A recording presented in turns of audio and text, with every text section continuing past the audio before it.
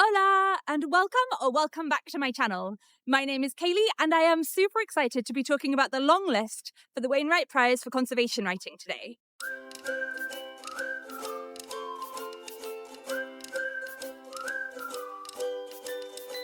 As you can see, we are still on the beach, and I will still be cleaning up litter in today's video, but instead of talking about beach cleaning today, I'm going to be talking about one of my other passions, which is reading. I haven't read any of the books on the list yet, but 2 of my 3 favourite books from last year were on the shortlists, one for nature writing and one for conservation writing. So my expectations are sky high. If this was a conventional book video, I'd have a massive pile of books to show you now, but I emigrate way too often to be buying physical books. So instead, I'll be joining the queue for everything on Libby. Oh my god, I love Libby.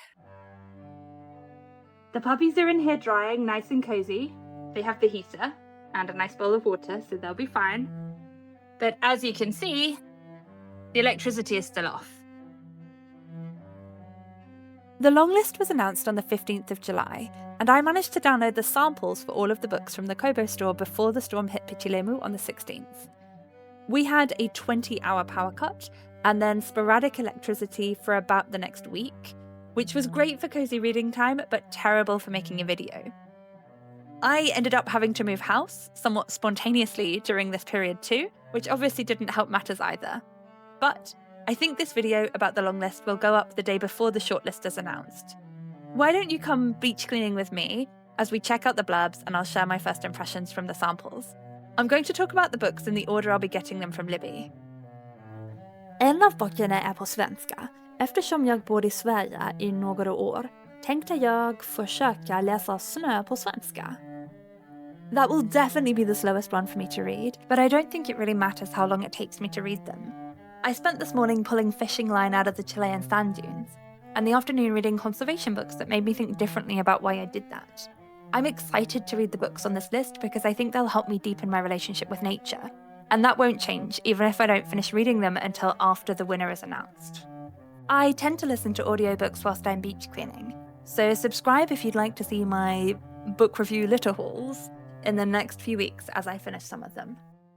Neurodivergent by Nature: Why Biodiversity Needs Neurodiversity by Joe Harkness. Why are so many neurodivergent people drawn to the natural world? And what does it tell us about how we live and work? After receiving an ADHD diagnosis in his 30s, Joe Harkness set out to better understand his lifelong bond with nature. In doing so, he began a wider investigation, speaking to neurodivergent people across conservation, ecology, and other nature-based roles. Threading these conversations with his own experience, Joe explores the skills, perspectives, and passions that neurodivergent people bring to the sector, alongside the barriers they still face. From fieldwork to policy, from grassroots projects to major organisations, their stories reveal how different ways of thinking shape our relationship with the natural world. I am so excited to be kicking off with this book. Beach cleaning can feel quite isolating. I spend a lot of time walking around on the sand just with the company of my dogs. I've listened to about an hour of the audiobook so far, and Joe Harkness reads it himself, so it feels a little bit like having a companion with me as I'm clearing up beach litter. There's something very comforting about learning about other people who share my passion and my interests, even though they are on the other side of the world and maybe their lives took very different paths. Would I recommend listening to this audiobook on a beach clean? Absolutely. It makes a solitary activity feel like a conversation. Green Crime: Inside the Minds of the People Destroying the Planet and How to Stop Them by Dr. Julia Shaw. Traffickers, hitmen, outlaws, thieves. Our planet is a crime scene, but can we catch the killers? Enter a world where people are murdered, ecosystems are destroyed, organised criminals terrorise communities, and corporate gangsters operate outside the law. And closely following their every move are teams of secret agents, vigilantes and scientists who are fighting for our planet's future. Using insider sources and her expertise as a criminal psychologist, Dr. Julia Shaw takes us deep inside some of the worst environmental crimes of our time. She reconstructs the minds of the perpetrators in cases like the Deepwater Horizon oil spill, the Dieselgate emissions scandal, and the Shandong Wildlife Crime Syndicate. From the Amazon forest to South African gold mines, she follows the impact of green crimes right to our doorsteps and meticulously profiles the work of the heroes bringing these criminals to justice. Dr. Shaw asks, how do the Earth's killers think? What makes their crimes so deadly? And how can we stop them from stealing our future? Green Crime is the most far-reaching murder mystery ever told. Since moving to Chile, I've become much more aware about the horrifying statistics about violence against Mapuche indigenous people who are defending their land. So it was with some trepidation that I opened the sample of this book. However, Dr. Julia Shaw has done an amazing job of leaning into optimism. The thing that really captured my attention is the "and how to stop them" part. This doesn't seem to be a retrospective lamenting the horrors of the past. It seems to be really optimistic and solutions-focused. Am I looking forward to listening to this book on a beach clean? For sure. I don't know anyone who's ever attended a beach cleaning event who thinks the solution is for people to go around picking up each individual piece of litter by hand. Obviously, systemic change is needed, and this is a book all about how to make that happen. How to Fall in Love with the Future: A Time Traveller's Guide to Changing the World by Rob Hopkins. There are an infinite number of possible futures that lie ahead of us, like threads stretching out into the distance. Rob Hopkins, co-founder of the International Transition Network movement, invites us to travel to future worlds we would actually want to live in. In 2020, when the COVID-19 pandemic disrupted every aspect of daily life, climate activist and Transition Network co-founder Rob Hopkins responded the way a lot of people did, by starting a podcast. But it wasn't any ordinary podcast. In each episode, Hopkins and his guests would time travel together to the year 2030, walking down imagined future streets, talking with imagined future neighbours, visiting imagined future local businesses. While Hopkins' guests came from all walks of life, economists, politicians, bakers, comedians, novelists, and more, they all shared a willingness to suspend their worries about the future long enough to mentally inhabit and then describe a world they were thrilled to be a part of. What Hopkins discovered was no less profound. This simple exercise of visiting a positive future forced him to rethink the work he'd been doing as a climate activist for decades. How to Fall in Love with the Future is the result of that radical disruption, and Hopkins' deep dive into the people and movements throughout history who have used visions of the future to inspire positive change on a large and dramatic scale. From the life and writings of musician Sun Ra and the history of Black Utopia movements, to the latest neuroscience on what goes on in our minds and hearts when we time travel, Hopkins brings essential new thinking to anyone overwhelmed with dread and anxiety for the future. He asks us to consider, what would the world look like if we all got to work imagining and then building a world we are deeply in love with? I love a playful approach to a difficult problem, so this immediately jumped out to me as a book I'd enjoy. All too often, activism can feel overwhelmingly doom-laden, and I know I sometimes struggle to let go of my cynicism. The sample includes a list of the 5 rules of time travel, and I think that really sets the tone for how the rest of this book is going to go. It's both funny and creative whilst being well-researched and thorough. Am I looking forward to listening to this book as I clean the beach? Yes, and I suspect I'll end up listening to the accompanying podcast too. Can you hear that? Do you know what it is? Bird. I know it's a bird. Eat the Planet Well: How to Fix Our Toxic Food System 1 Meal at a Time by Dave Goulson. Should we all be vegan? Is organic food worth the extra cost? Which foods have the fewest harmful pesticides and the lowest environmental impact? What exactly is a healthy diet? Can we fix our broken food system? Our food system has become toxic to us and toxic to our planet. Industrial use of pesticides, vast monocrops, ultra-processed foods, and unmitigated waste is built into a system that is destroying the environment and our health. But there are solutions, and lots of them. While governments stall, we all need to take responsibility for what we consume. We all have to play a part in fixing our food system. With insight and humour, Dave Goulson cuts through the information overload to examine the tricky questions we all face, and offer an optimistic vision of a better, more stable future. I tend to mentally check out of food-related conversations. Although I'm veggie and my favourite restaurant is vegan and I'm trying to cut down on the amount of eggs and dairy that I eat, I'm not currently planning to go vegan anytime soon. And I also know that the meat that my dogs eat is one of the biggest contributors to my carbon footprint. But I'm also not really planning to do anything about that either. So I sometimes find myself just covering my ears and going la la la la la, because I'm not ready to feel like I can really take on more information about how I should be eating. I think that starting the dedication with For our 3 sons, Finn, Jed and Seth, vegan, vegetarian and carnivore, may you each eat well, live long and be happy, immediately took away my defensiveness, because I don't feel like I'm being judged for not being a vegan. I like keeping houseplants I can eat, and I like imagining my zombie apocalypse survival garden. So I'm hoping to come away from this book with some more ideas about how I can improve my diet, and maybe even my puppies. Am I looking forward to listening to this audiobook on a beach clean? Probably not. I suspect this is a book I'm going to want to take notes about, and so I think I'll be reading the digital version, probably with a pen to hand. Every Last Fish, a deep dive into everything they do for us and we do to them, by Rose George. In Every Last Fish, Rose George takes us inside the vast legal industries that support our appetite for fish sticks and salmon burgers, and the equally colossal illegal fishing trade whose practices and standards are unmonitored and often dangerous. From Alaska to Senegal, from Scotland and Norway to Massachusetts, and from the nets on the surface to the murky depths of the seabed, this book will transform the way you look at fish and change your understanding of what lies behind the inscrutable eye that looks back at you. Slippery, wet and strange, fish can be hard to think of as fellow animals and easier to consider as food. But what do we know of these creatures on our plates and how they got there?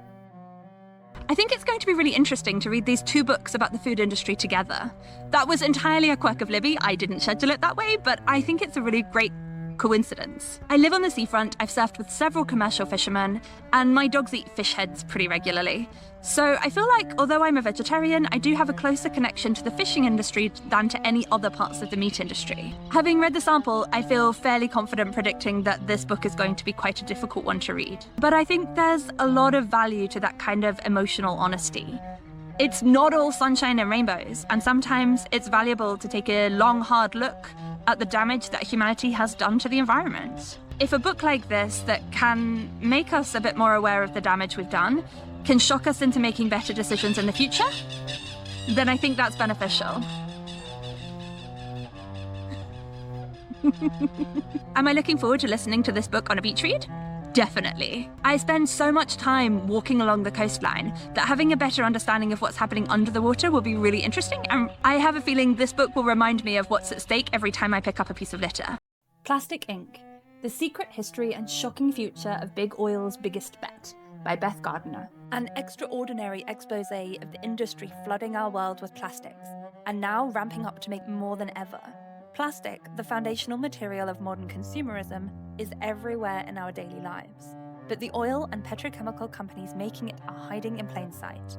Because, for all the vivid coverage of where plastic ends up, there is remarkably little discussion of where it comes from.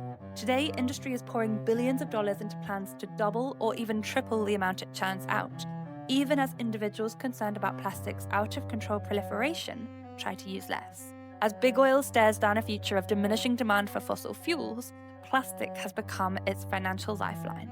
Award-winning journalist Beth Gardiner gives readers an up-close look at the plastic industry's relentless growth, its extraordinary profits, its toxic pollution, and its hidden role in exasperating climate change.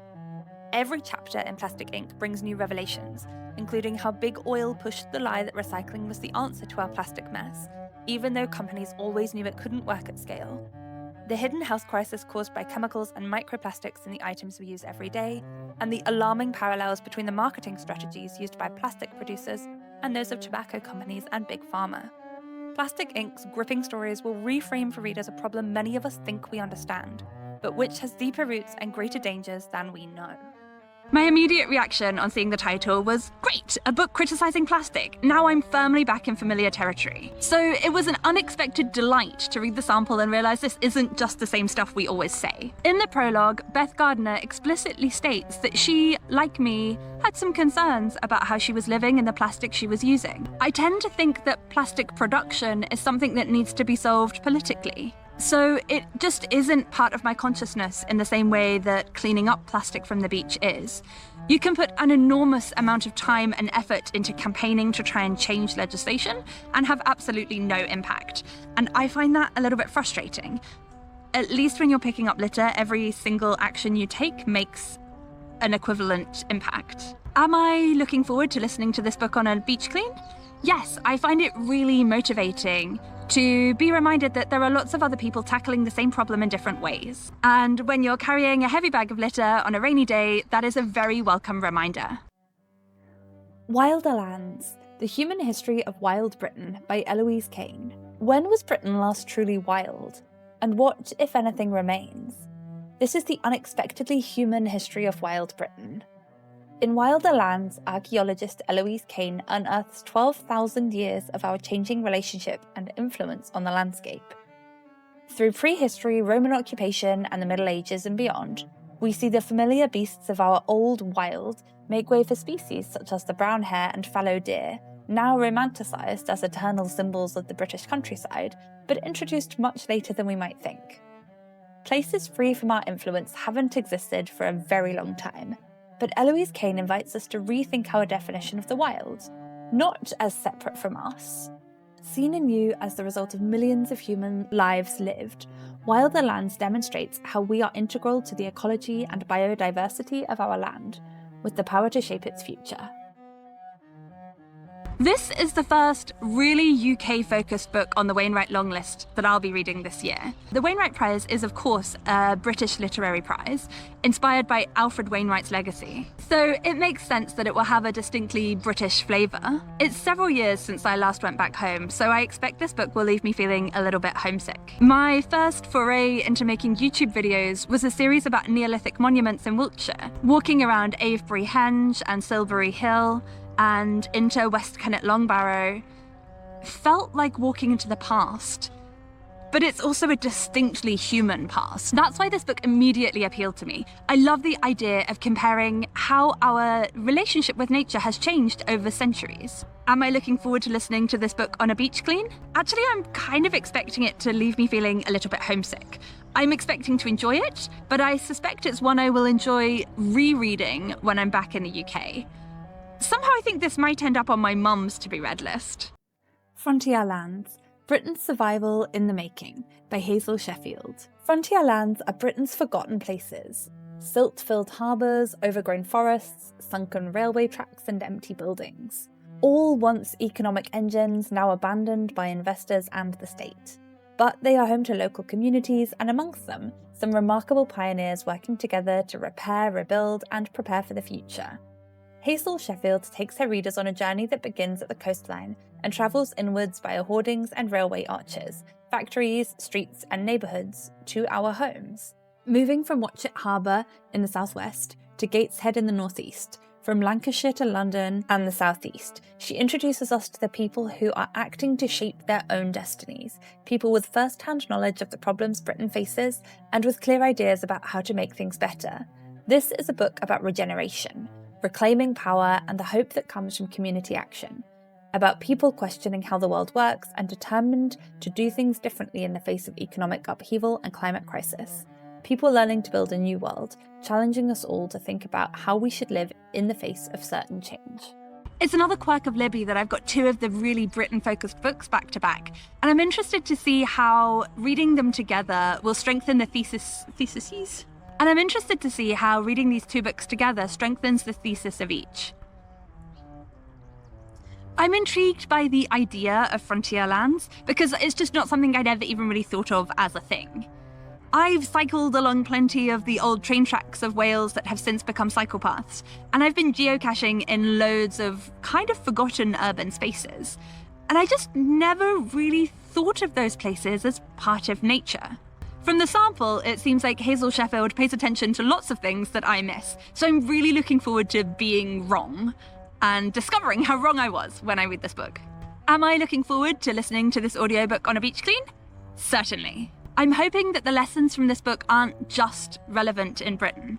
I live in Chile now, and I'm curious to see whether or not any of the lessons from this book could be incorporated or adapted into life here.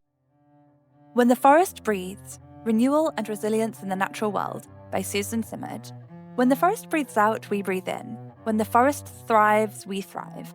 The world-renowned forest ecologist Suzanne Simard has transformed our understanding of the profound intelligence and interconnectedness of trees.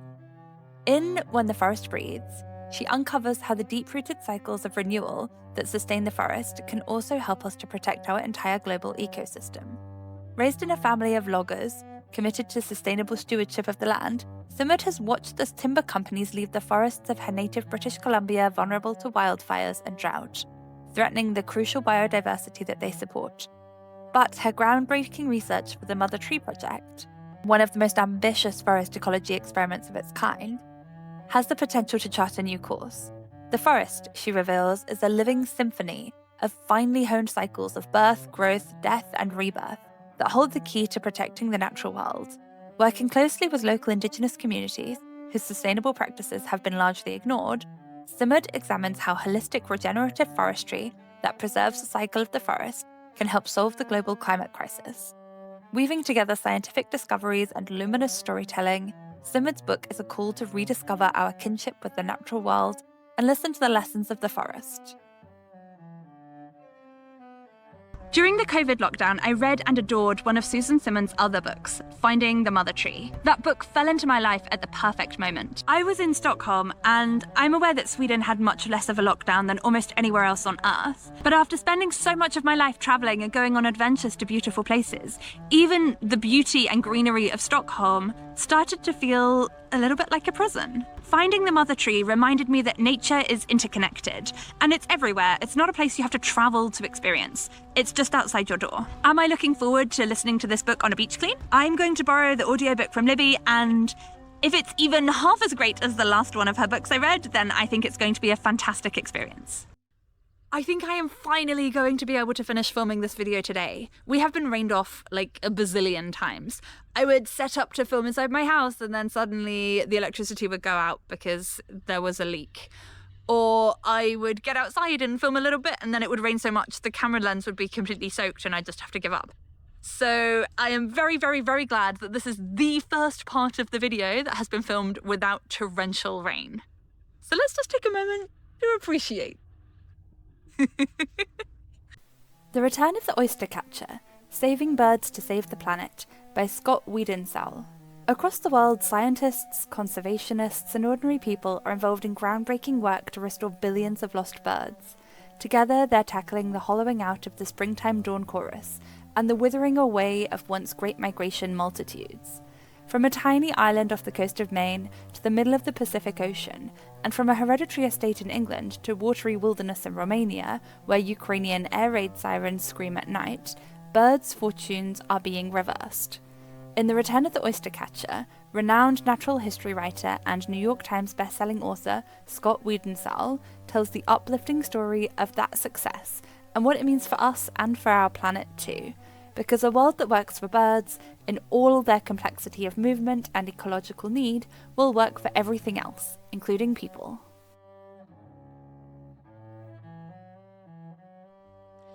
The sample starts simply, "This is a book about optimism," and then immediately launches into telling us how terrible things are for birds. Now, it would be audacious to start with a lie like that, so I presume that the optimism will kick in pretty soon, but I haven't noticed it so far. Obviously, I've barely started, so I'm sure it will live up to the title once we get a bit further in.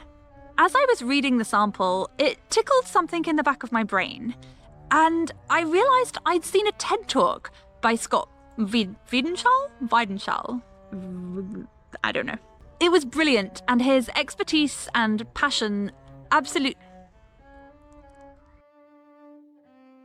We were watching a carpinterito, a little striped woodpecker that was too young or, I don't know, like incompetent to be able to remember to keep pecking the holes in the same places. So it would like peck one hole and then go someplace else and peck another hole and not catch any bugs at all. But it was super cute. It was brilliant, and his expertise and passion shone through, but I don't remember it as having been especially optimistic. Am I looking forward to listening to this audiobook on a beach clean? Well, the Kobo store says it has 16 pages of colour maps and illustrations, so actually I think probably this is one I'll be reading as an ebook instead. Snö and Historia by Sverker Sörlin. Snow, a single word for an infinite variety of water formulations, frozen in air. The study of snow is physics, chemistry, meteorology, anthropology, geography, poetry, and art. It is hope, annually renewed, and it is history too. Earth saw its first snowfall 2.4 billion years ago. The world's oldest skis, made by hand 5,400 years ago, predate the pyramids of ancient Egypt. To humanity, snow has variously been an ally and an adversary, an inspiration to countless artists, and a place of breathtaking tragedy and survival. But it's always been there, and now it's melting. In 1927, the snow was already more than 9 meters deep on Japan's Mount Ibuki, and then a remarkable 230 centimeters fell in 24 hours, bringing about the greatest depth of snow, 11.82 meters, ever recorded. Yet, it is a fact today that, ironically, not only has this mountain's resort been forced to close due to lack of snow, most people in the world have never been near snow, never felt the soft crunch of snow underfoot, never held snow to see it melt in their hands, let alone stood on a pair of skis. As the seasons lose their rhythm and whole landscapes risk vanishing, shrinking too our planet's ability to reflect sunlight, Swedish environmentalist Sverker Sörlin urges that we take the time to look, really look at what it is we're losing in all its multifaceted wonder, and to question what comes next. Although I read the sample in English, I'll actually be reading the book in Swedish. It felt so quintessentially Swedish that I thought it would be a real shame not to. There's the obvious link to the cold weather that feels very Scandinavian, but there's also something about the style. It begins very playfully, talking about snow angels, and then immediately just drops you into a much deeper and more serious philosophical conversation. I lived in Stockholm, which any connoisseur of snow will tell you is not Sweden's best snow. But so many of my best memories of my years there are snowy, from skiing trips to the somewhat perplexing tendency to burn candles surrounded by snowballs to light the winter paths. Rolling in snow instead of cold plunging after the sauna, building a snowman. My memories of Sweden are blanketed in snow. Am I looking forward to listening to this book on a beach clean? Since I'm not really good enough at Swedish to multitask, no. I will be reading the digital book and listening to the audiobook at the same time, and it will take all of my focus. There's no chance I'll be reading and cleaning the beach.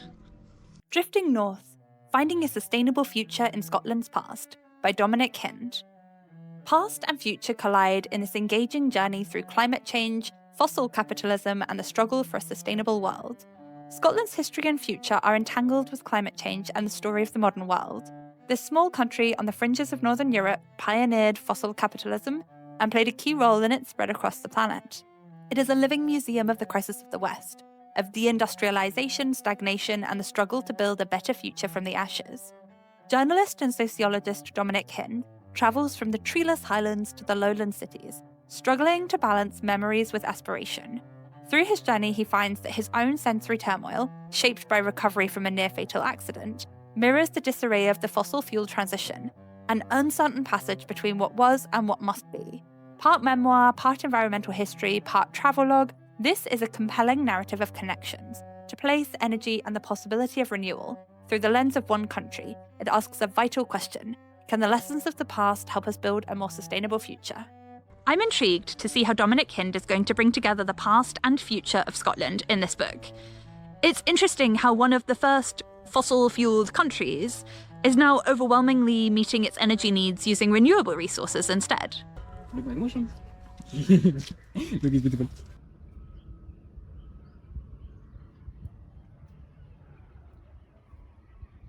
I must admit I'm a little bit sceptical to read a book dissecting Scotland written by an English person, but I talk about Chile all the time, so who am I to talk? I'm really hoping to see what the rest of the world can learn from Scotland, from their transformation from fossil fuels to renewable energy. Am I looking forward to listening to this audiobook on a beach clean?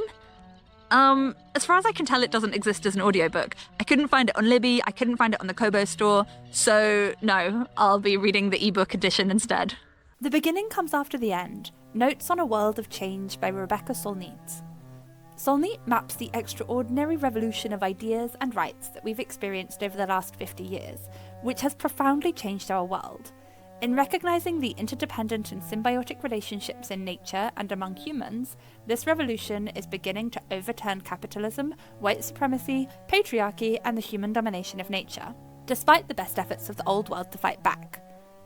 From one of the most significant thinkers of our day, The Beginning Comes After the End is a culmination of years of activism and offers a unique perspective on our politics and our humanity, to give us hope in difficult times and to urgently remind us that the power to change the world is within our reach.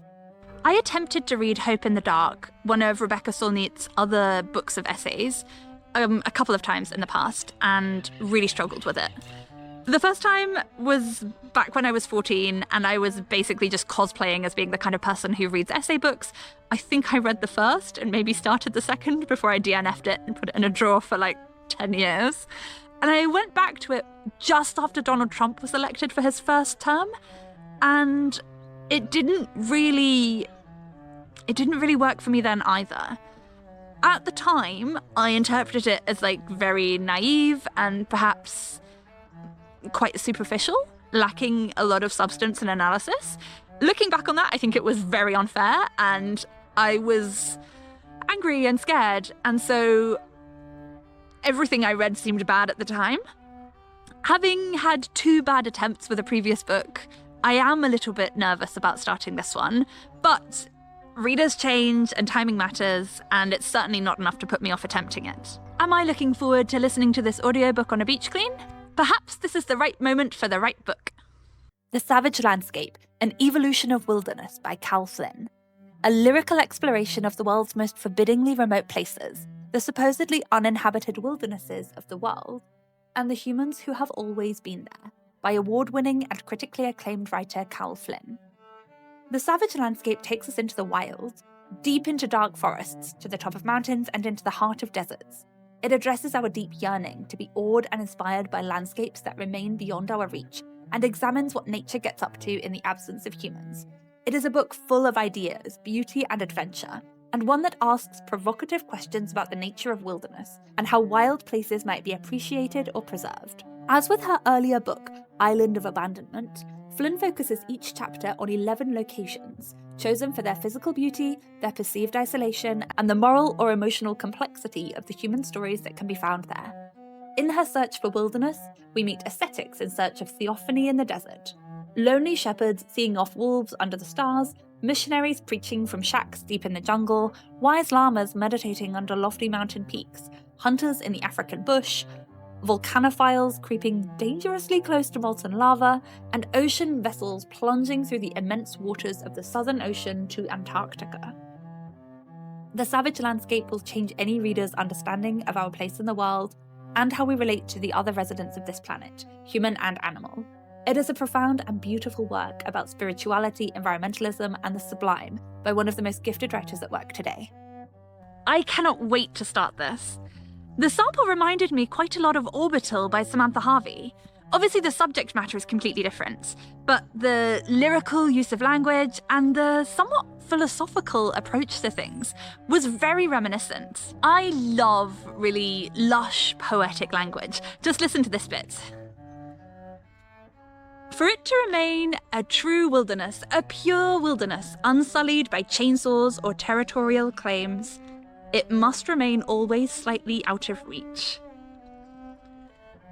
Am I looking forward to listening to this as an audiobook whilst cleaning the beach? No, absolutely not. I will be savouring this with a big mug of tea and a cosy blanket in my house. I hope that this video motivates you to dive into some of the phenomenal conservation writing that's been published recently.